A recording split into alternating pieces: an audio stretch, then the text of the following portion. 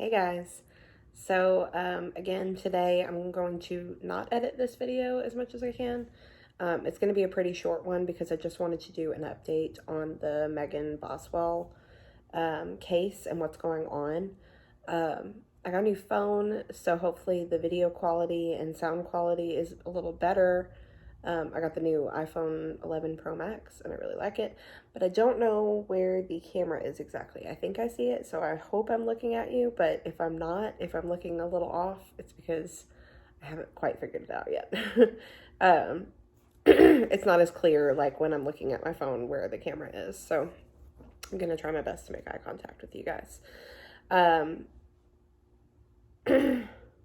also have no makeup on, and I'm also in a terribly unflattering position, and my phone is also bouncing because it's like kind of settled on my lap. So sorry about that. That's just what we're going to deal with today.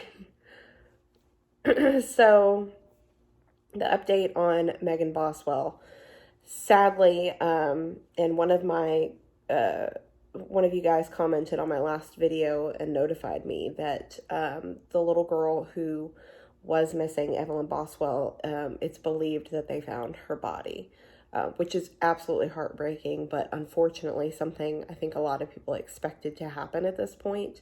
This case is so reminiscent of Casey Anthony in that the mother seems to just be a complete irresponsible idiot and is not taking responsibility for anything, isn't doing anything she should have been doing. Her daughter was missing for a long time before it was ever reported. Like, it's very similar to the Casey Anthony case. That's a whole case that's just insane, and I'm sure you guys know all about it, but if you ever want me to do a video on Casey Anthony, I'd be happy to, because I've delved into that one pretty deep, and it's just disgusting, to be honest. So this is really reminding me of that, and a lot of people of that. So as of just a few days ago, they found the body of little Evelyn, which they believe is the body of her. There's a chance it could be someone else, but it was a toddler's body found on family property. I'll get into that in just a moment. I'm going to go down the notes here of what I have to update you guys on.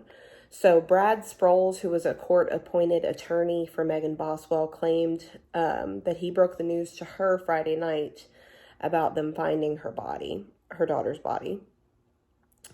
And this is last Friday night. I'm filming this on Tuesday, and you guys are seeing it on Wednesday.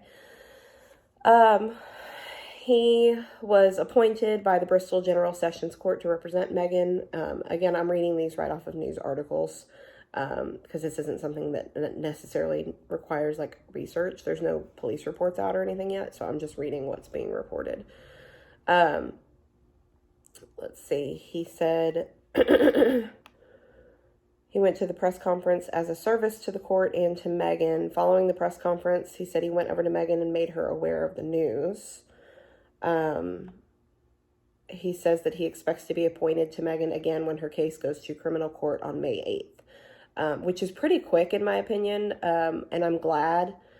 I'm ready for this to go to trial, and I'm ready to see what happens, and I'm hoping we all learned from fucking Casey Anthony and we don't let this idiot go as well. Sorry, that's my personal opinion. Let's see here. May 8th, she's going to criminal court. The attorney said the investigation's in the early stages. The investigation is in the early stages and warned the public about making assumptions and pointing fingers. Now, if you watched the video that I uploaded of the clip of her news interview, a lot of you were very clever in pointing out actual body language. One of you pointed out Duper's Delight, which is a thing where you kind of can't help but smiling when you're getting away with something. It looks like, to the untrained eye, probably just a nervous reaction. But to people who are trained, you know, like investigators, detectives, to look at that type of thing, that's a big giveaway. The crying seemed very fake, as I said last time. It was very fake to me. A lot of, someone else mentioned a lot of her, like, touching her face, covering her face. That's like a hiding technique. You guys pointed out some really good ones. So if you guys are interested in those, go check out that little clip of her and look in my comments, because there were some really good points made there. Um, so, and not only is it just her body language and stuff like that, it's the fact that your daughter's been missing for like what, since Thanksgiving, and you haven't told anybody. Like, how is that not suspicious as hell? I mean, that's, you don't deserve to be. I'm sorry, like, this is really harsh, but you don't deserve to be a parent if you just let your child go missing for that long.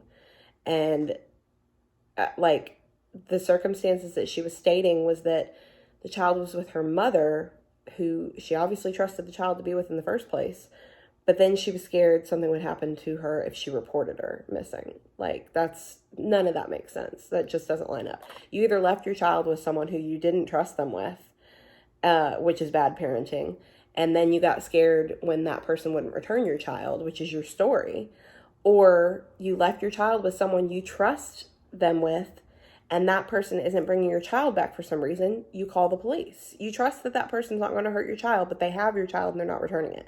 You report your child missing. Like, either way, her story is not lining up. Let's see. During the court appearance, Tennessee Bureau of Investigation agent Brian Fraley told the court that Megan Boswell lied to them on several occasions, which I mentioned last time, wasting valuable time in the search for her daughter. Absolutely. I couldn't agree more. He also testified that the remains of a child were found on property belonging to Megan Boswell's father, and his brother and her brother and grandmother on Friday. Child's clothing, toys, and diapers were also located near the remains. So obviously any evidence of having her with them, whoever the person is that did this, dumped everything. The clothing with the prior interview, this is a quote from Fraley. The clothing with the prior interview of Miss Boswell, the clothing described in that interview was the exact clothing that was found on this child. So that's odd too, to me. I don't recall seeing anything about, and this may not have been released necessarily, or it may just be something that's in the missing posters of, the last time she was seen, she was wearing this. But if Megan's story is that she knows her daughter has been okay for months with the mother, why would she be in the exact same clothing you left? Like, that's weird. Like, what are the odds that your mother happened to change her into the clothing that you last saw her in around Thanksgiving, and then killed her? Like, I don't buy that. I feel like you kind of ratted yourself out there a little bit, that you saw the last item of clothing she was wearing and she was found in it. Yet you claim she was safe for months and you knew where she was.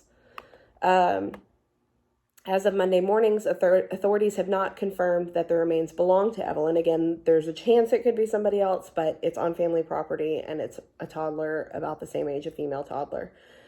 So it's pretty much Evelyn. It's just not confirmed. Fraley said Megan Boswell made a trip to Texas in the fall of 2019 and a trip to the Knoxville and Gatlinburg areas just before her daughter disappeared. He was not aware of any trips after Evelyn was reported missing. So that's weird too. Like, is that fall as in around Thanksgiving when she was missing, or they're saying just before she disappeared? I'm guessing that they're basing that off of the grandfather's story, because he's the one that like reported everything originally. So that's my guess. Was she killed at, near their home? Was she killed on one of these trips or something and then brought home and dumped? We probably won't know. But that's my guess, is that they're basing this off of the grandfather's reporting. Megan Boswell's travel ties to Texas and her false statements were concerns for Sullivan County Judge James Goodwin during court on Monday, and he increased her bond to $150,000. So good for him. Taking this very seriously, not playing around with this. I mean, this case is just disgusting, and the fact that she, excuse me, the fact that this is happening and that she seems so nonchalant about the whole thing. I mean, it's disgusting, and it, again, it's full-on Casey Anthony vibes. So I cannot wait to see what's going to happen with this, and I hope there is justice for Evelyn, because This is just heartbreaking. No child should ever go through anything like this. Even if she had just been missing and been separated,